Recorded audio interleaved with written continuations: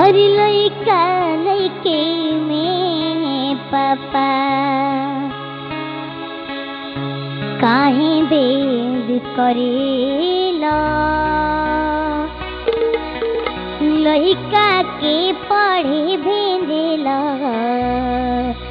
घर लइके के रखेला।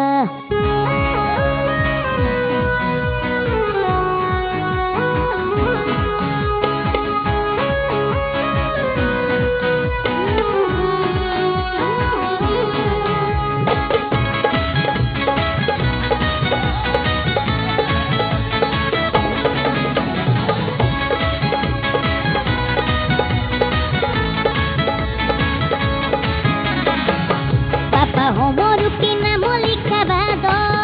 पढ़े जाए तनी जे तो सिलावा दो पापा होमर के नाम लिखवा दो पढ़े जाए तनी जे तो सिलावा दो करे मन करी के पढ़ैया ओ चाहे पढ़ी काली भैया ओ करे मन करी के पढ़ैया ओ चाहे पढ़ी काली भैया ओ।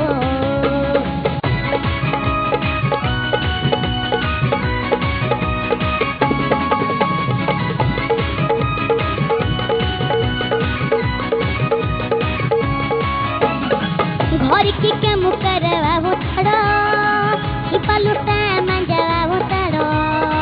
लइका के खाए खाती खर्चा करेलो लइकी के कहे तरसाओ तारो जनी हमारा के अब तरसाओ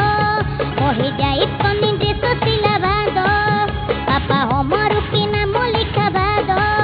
पढ़े जाए तनी जे तो सिलावा दो करे मन करे की पढ़ैया ओ चाहे पढ़ी काली भैया ओ करे मन करी की पढ़ैया ओ चाहे पढ़ी काली भैया ओ करे मन करी की पढ़ैया ओ चाहे पढ़ी काली भैया ओ करे मन करी की पढ़ैया ओ